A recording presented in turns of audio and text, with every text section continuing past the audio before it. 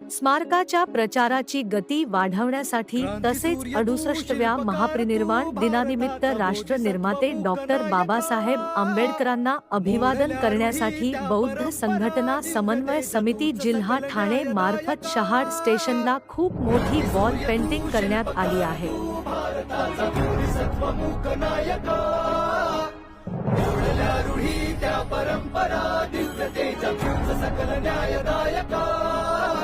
जीवन तुझे आम्हास प्रेरणा, दाही दिशा तुझीच गर्जना. गर्जना भीमराया, माझा भीमराया,